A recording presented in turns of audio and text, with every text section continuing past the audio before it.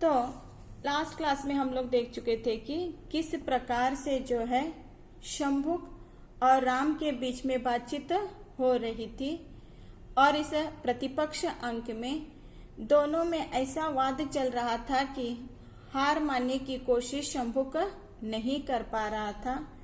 तो इसी कारण से राम को जो है बहुत ही क्रोध आने लग जाता है। तभी वे जो है अपने हाथ में कृपाण उठा लेते हैं, लेकिन उस कृपाण से वो शंभुक को मारने की कोशिश करते हैं, लेकिन हाथ उठ नहीं पाता। तो शंभुक कहने लगते हैं कि क्या हुआ, लो मैं बता दूं अर्थ। राम अब तुम नहीं समर्थ, तेज सब सारी तुम्हारी शक्ति बनी लव कुश में कुशल अभिव्यक्ति। तो जैसे वो कृपाण हाथ में उठ नहीं पाता, तो उठने का कार्य नहीं कर सकता, तो तब जो है शंभुक कहने लगता है क्या हुआ, लो मैं बता दूं इसका अर्थ क्या है कहकर, हे राम अब तुम हथियार उठाने में सक्षम नहीं हो, तुम में वह शक्ति अब नहीं है। जिस प्रकार की शक्ति तुम में पहले थी, वह शक्ति अब किन में आ चुके ने, लव कुश में आ चुकी है। तेज सब सारी तुम्हारी शक्ति, वही तेज वही प्रताप किसमें आ गए ने, तुम्हारे बेटे जो हैं लव कुश में आ गए हैं। नई पीढ़ी को प्रणत हो राम, फिर सिधारी निज अयोध्या धाम, छोड़ दो यह व्योमचारी यान, पुनः पृथ्वी का करो संधान। तो कहने लगे कि शंभुक नई पीढ़ी को प्रणत हो राम, नई पीढ़ी को अब तुम्हें स्वीकार ही करना होगा राम।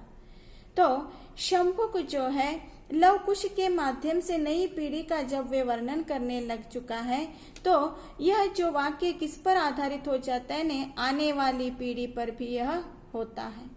तो नई पीढ़ी की अपनी एक विचार होती है। तो नई पीढ़ी को प्रणत हो राम, फिर सिधारी निज अयोध्या धाम, फिर क्या करो, अब अपनी निज धाम की ओर अयोध्या की ओर निकल पड़ो।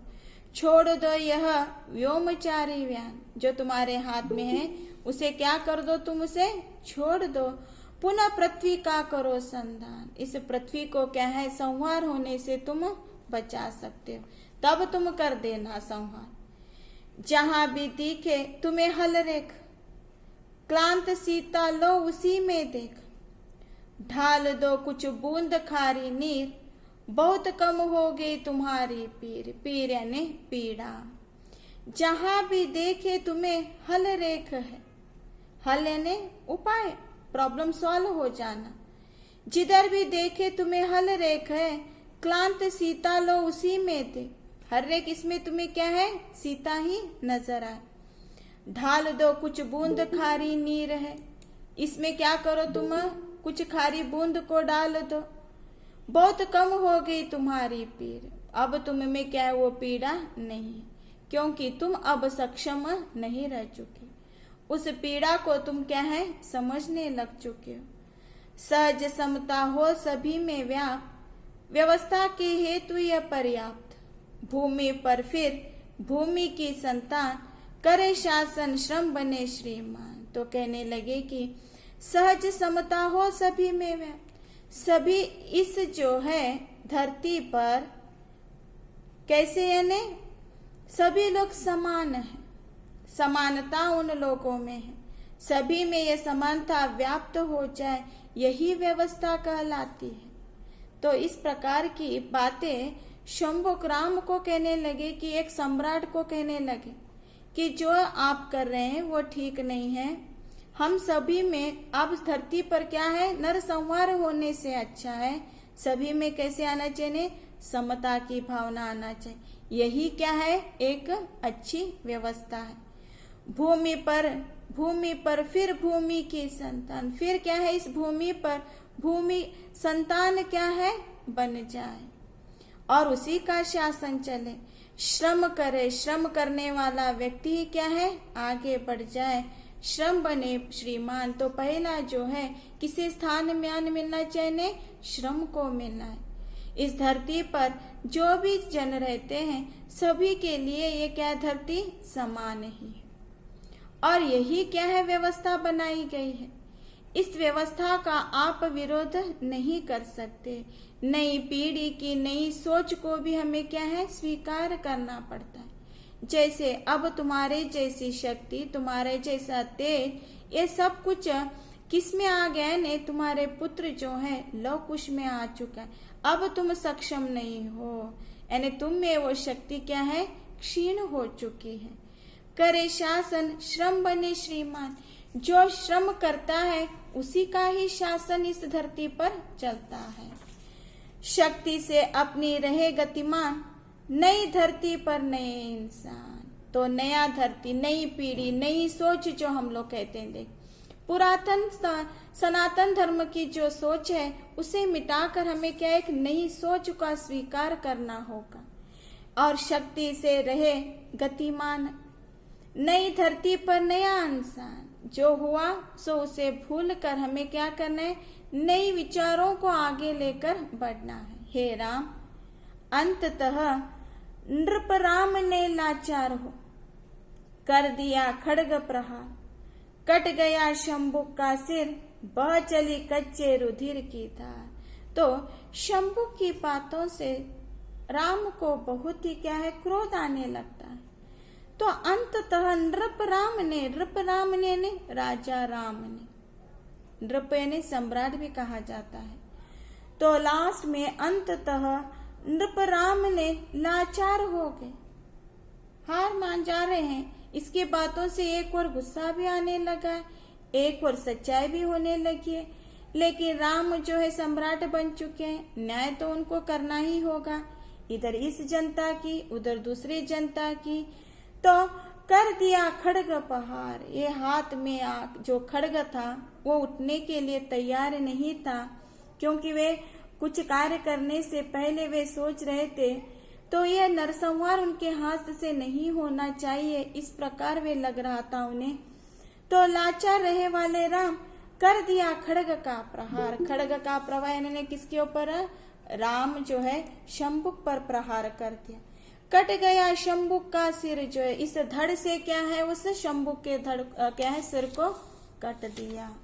बह चली कच्चे रुधिर की धार। तो शंभुक के माध्यम से ऐसे अनगिनत जो है शूद्र लोगों का वर्णन कवि ने यहाँ पर किया है, जिन्हें जो कार्य करने के लिए वर्च वहां पर किया गया है।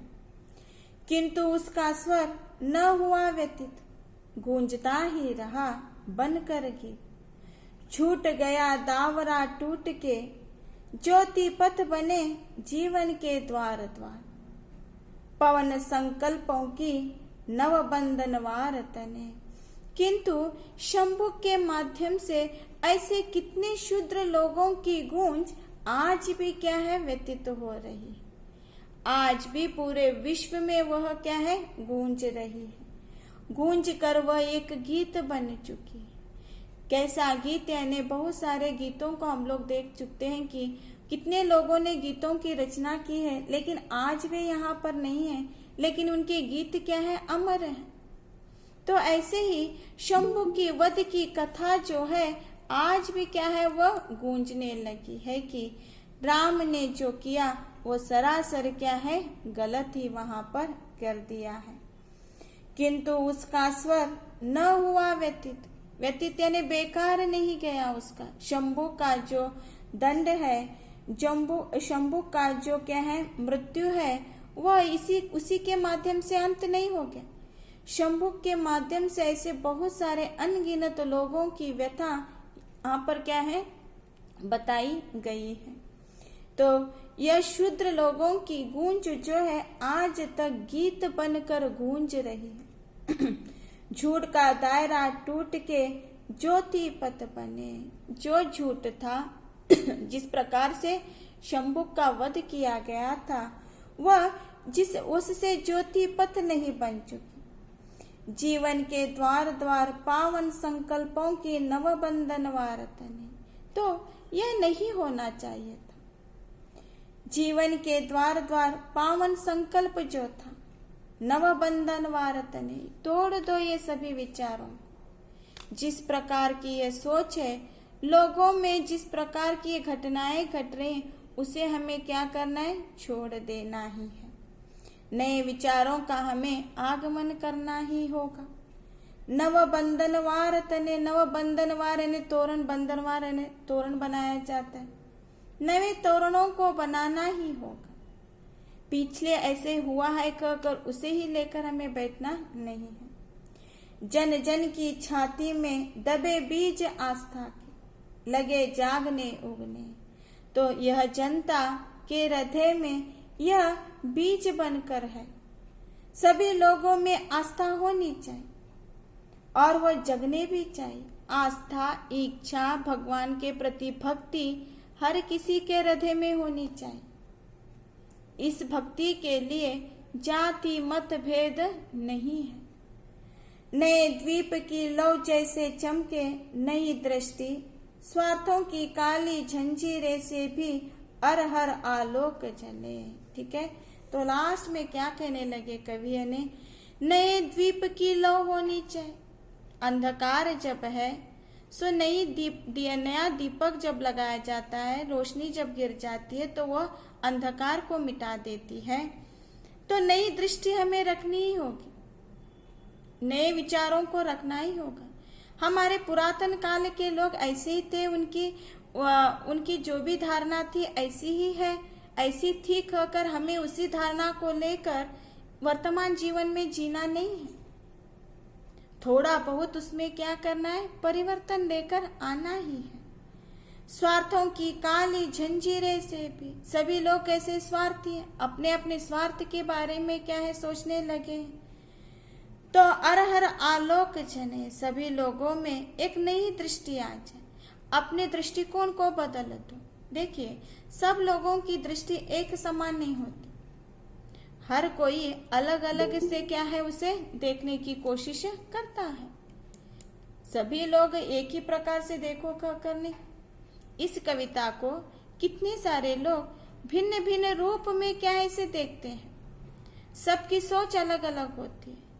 तो शंभु के वध के जैसे अन्य किसी शूद्र जाति के व्यक्ति की क्या है मृत्यु न हो जाए, ऐसा कलंक न लग जाए। देश को हमें क्या करना है? परिवर्तन होना है। हमारे विचार, हमारे दृष्टिकोण में बदलाव होना चाहिए, तभी हम क्या है एक नया आलोकित उज्जवल क्या है राज्य देख सकेंगे या देश हम लोग देख सकेंगे। इस तरह से शंभुक और राम के संवाद से अंत में जो है क्रोधित अवस्था में आकर राम जो है किसका ने